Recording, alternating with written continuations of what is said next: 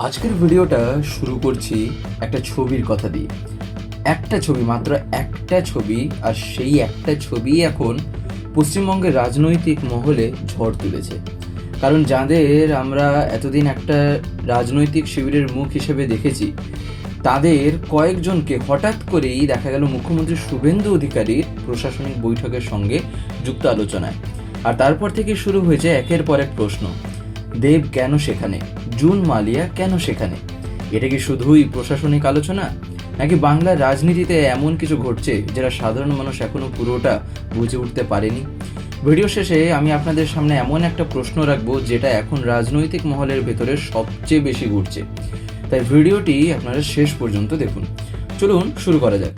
গত কয়েকদিন ধরে পশ্চিমবঙ্গের রাজনীতিতে একেবারে কিন্তু শান্ত নেই।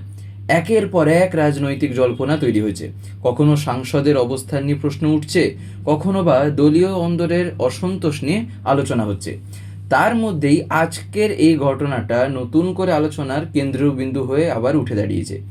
বিভিন্ন সংবাদ মাধ্যমে প্রকাশিত রিপোর্ট অনুযায়ী অভিনেতা সাংসদ দেব এবং বিধায়ক জুন মালিয়ার উপস্থিতি ঘিরে নতুন রাজনৈতিক জল্পনা তৈরি হয়েছে। এখন এখানে একটা জিনিস পরিষ্কার করা দরকার, কোনো রাজনৈতিক সিদ্ধান্তের আনুষ্ঠানিক ঘোষণা হয়নি, কেউ দল পরিবর্তনের ঘোষণা দেননি।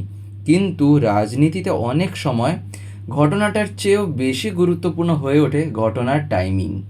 আর এখানেই শুরু হচ্ছে আসল প্রশ্ন, কেন এখন? কেন এই সময়? কেন এমন একটা মুহূর্তে যখন গোটা রাজ্য জুড়ে রাজনৈতিক সমীকরণ নিয়ে আলোচনা চলছে? রাজনীতিতে একটা কথা খুব বলা হয়, politics is all about signals.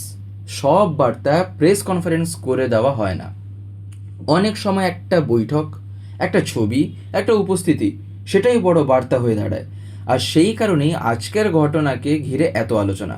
এখন একটু পিছিয়ে যাই। দেব শুধু একজন জনপ্রিয় অভিনেতা নন, তিনি দীর্ঘদিন ধরে বাংলার অন্যতম পরিচিত রাজনৈতিক মুখও। অন্যদিকে জুন মালিয়াও রাজ্যের পরিচিত রাজনৈতিক ব্যক্তিত্ব। তাই তাদের কোনো রাজনৈতিক বা প্রশাসনিক মঞ্চে উপস্থিতি স্বাভাবিকভাবেই খবর তৈরি করে। কিন্তু এবার পরিস্থিতি আলাদা, কারণ বাংলার বর্তমান রাজনৈতিক পরিবেশে প্রতিটি পদক্ষেপকে মানুষ অন্যভাবে বিশ্লেষণ করছে। সোশ্যাল মিডিয়ায় ইতিমধ্যেই নানা ব্যাখ্যা ঘুরতে শুরু করেছে। কেউ বলছেন এটা উন্নয়নমূলক আলোচনা, আবার কেউ বলছেন প্রশাসনিক প্রয়োজন, আবার কেউ এটা মনে করছেন এর পিছনে আরও বড় রাজনৈতিক গল্প লুকিয়ে থাকতে পারে। কিন্তু সত্যিটা কি? এই মুহূর্তে সবচেয়ে গুরুত্বপূর্ণ বিষয় হলো, প্রমাণ ছাড়া কোনো সিদ্ধান্তে পৌঁছানো ঠিক হবে না।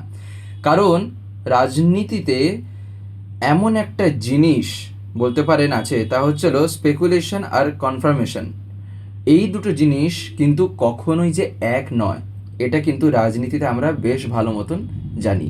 তবে এটাও ঠিক যে রাজনৈতিক পর্যবেক্ষকরা এই ঘটনাকে হালকাভাবে নিচ্ছেন না, কারণ সাম্প্রতিক সময়ের বেশ কিছু রাজনৈতিক ঘটনার সঙ্গে এটাকে মিলিয়ে দেখা হচ্ছে। আর এখানেই সাধারণ মানুষের কৌতূহল বাড়ছে। মানুষ জানতে চাইছে এই বৈঠকে কি আলোচনা হয়েছে, কেন হয়েছে, আগামী দিনে কি আরও কোনো বড় ঘোষণা আসতে চলেছে, নাকি কয়েকদিন পর দেখা যাবে পুরো বিষয়টাই অতিরঞ্জিত করা হয়েছিল। এখন যদি আমরা রাজনৈতিক দৃষ্টিকোণ থেকে দেখি, তাহলে এই মুহূর্তে তিনটে সম্ভাবনা নিয়ে আলোচনা চলছে। প্রথম সম্ভাবনা, এটা পুরোপুরি প্রশাসনিক এবং উন্নয়নমূলক আলোচনা। সেকেন্ডলি বলা হচ্ছে যে বিভিন্ন রাজনৈতিক পক্ষের মধ্যে যোগাযোগ বাড়ছে, কিন্তু তার মানে দল পরিবর্তন নয়। আর তৃতীয় সম্ভাবনা আবার, যেটা নিয়ে সবচেয়ে বেশি আলোচনা হচ্ছে, কোনো নতুন রাজনৈতিক সমীকরণ কি ধীরে ধীরে তৈরি হচ্ছে। আবার বলছি, এই মুহূর্তে এর কোনো আনুষ্ঠানিক প্রমাণ কিন্তু নেই, কিন্তু প্রশ্নটা উঠছে বলেই বিষয়টা খবর হয়ে উঠেছে। আর এখানেই আজকের ভিডিওর সবচেয়ে গুরুত্বপূর্ণ অংশ। বাংলার রাজনীতি গত কয়েক বছরে বারবার দেখিয়েছে যে বড় পরিবর্তন অনেক সময় ছোট ছোট ঘটনার মধ্যে দিয়েই শুরু হয়। প্রথমে একটা ছবি, তারপর একটা বৈঠক, তারপর একটা বক্তব্য, আর হঠাৎ করেই রাজনৈতিক সমীকরণ বদলে যায়। তাই আজকের এই ঘটনাকে কেউ গুরুত্ব দিচ্ছেন, কেউ আবার বলছেন অপেক্ষা করা উচিত, কারণ সময়ই সব উত্তর দেবে। তবে একটা বিষয় পরিষ্কার, আজকের এই ঘটনা পশ্চিমবঙ্গের রাজনৈতিক আলোচনাকে আরও উত্তপ্ত করে দিয়েছে। আর সেই কারণেই সাধারণ মানুষ থেকে রাজনৈতিক বিশ্লেষক সবাই নজর রাখছেন পরবর্তী পদক্ষেপের দিকে।